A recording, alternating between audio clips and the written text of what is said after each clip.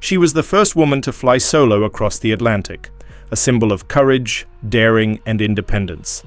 Amelia Earhart was more than an aviator, she was a global icon.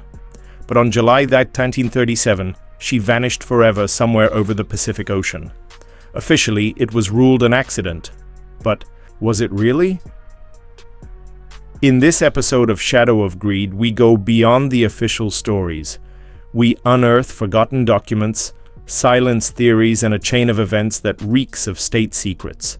Because when the whole world is looking one way, it's often in the opposite direction that we find the truth. Before we continue, if you're drawn to stories where money, mystery, and manipulation collide, subscribe and turn on notifications. We unveil the darkest secrets hidden behind power and fortune. Earhart set out to fly around the world. Beside her, navigator Fred Noonan. Their destination was Howland Island, a speck in the middle of the Pacific. But they never made it. Radio signals. Contact was lost. The aircraft vanished, and the world plunged into a deafening silence. Search efforts were launched, military, civilian, international. But not a single piece of the aircraft. No bodies, no clear answers, just questions. And silence. What if that silence wasn't born of ignorance, but of convenience? Theory 1. Amelia didn't crash. She was captured, some say she flew over Japanese-controlled territory, was intercepted, and imprisoned in the Marshall Islands. Photos have surfaced allegedly showing Earhart alive in Japanese custody. The issue? No official confirmation. The Japanese government denies it, and the U.S. silent. Witnesses in the Marshall Islands later claimed they saw a foreign aircraft land on a beach. 2 occupants were taken away by soldiers. One of them, a blonde woman with a determined face. Coincidence or a truth buried by time? Others say Earhart was taken to Saipan and died in captivity.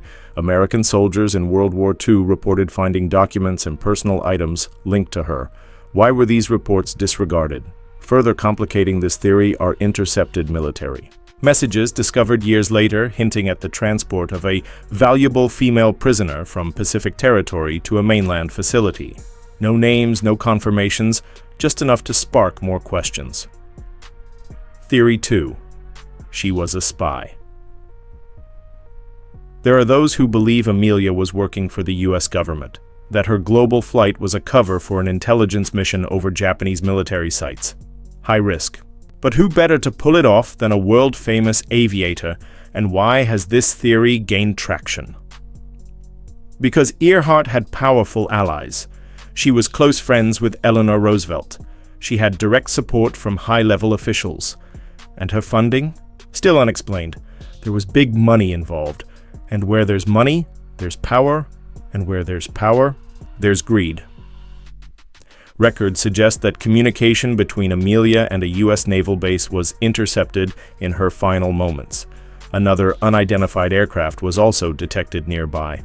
Why was this scrubbed from official reports? Her flight route was changed at the last minute. Navigation codes were altered. Was this error or intentional sabotage? Some retired intelligence officers, decades after the event, have hinted in interviews about special operations involving civilian assets. None name Earhart directly, but the implications are chilling. Theory 3. Amelia survived and chose to disappear. Hard to believe, but it exists. Some claim Earhart survived, changed her identity, and lived in anonymity for the rest of her life. Running from what? Perhaps the pressure, a threat, or a truth too dangerous to ever be revealed. One woman, Irene Bolam, was long suspected to be Amelia. Comparative photos, voice analysis, even body markings. Nothing confirmed, but never fully.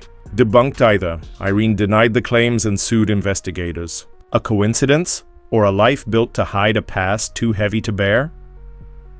In another version, Amelia was reportedly seen in rural America under a different name, quietly contributing to war efforts. A silent restart for a woman who had seen too much.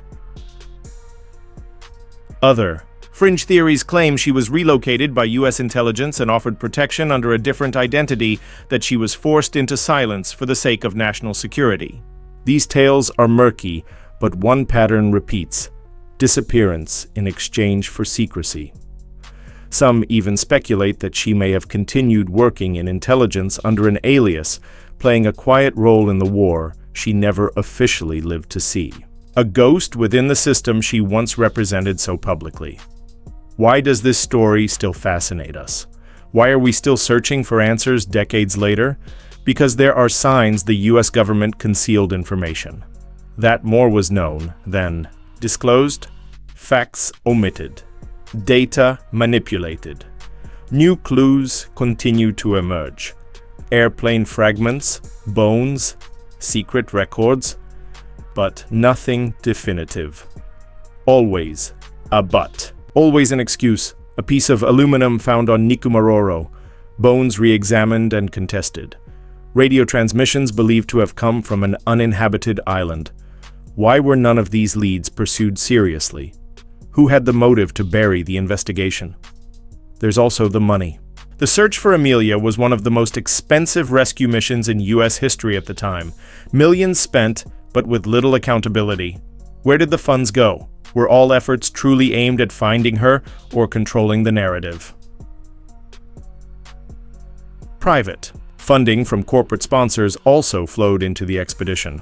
Insurance policies, silent backers, and military logistics suggest a network far more intricate than a solo flight. And with intricate networks come entanglements, political, financial, and personal. Even with today's technology, drones, satellites, global databases, we've never found the wreckage. What kind of interest is still invested in keeping this mystery alive? What happened to Amelia Earhart may never be fully explained, but the unsettling part isn't the absence of answers, it's the abundance of motives. The media built a myth. Authorities offered fragile explanations. Time did the rest, shrouding everything in fog. This isn't just about one woman. It's about an era shaped by politics, fear, and the suppression of truth. The Amelia Earhart case is a mirror. It reflects how power distorts truth, how facts are hidden, reshaped, or destroyed, and how, even decades later, we're afraid to look too closely. Ultimately, what haunts us isn't the disappearance of a person, it's the disappearance of truth. When ambition meets silence, myths are born. And sometimes myths are just elegant, disguises for truths too dangerous to expose. Amelia Earhart defied the skies. But she may have fallen into something far more treacherous, a web of power, secrets, and greed. And that game still isn't over. We're still trying to decode the rules, and maybe, just maybe, we're not ready to face what we might find. If you're ready to keep uncovering what lies beneath history's shadows, subscribe now and join us as we expose what others prefer to keep buried.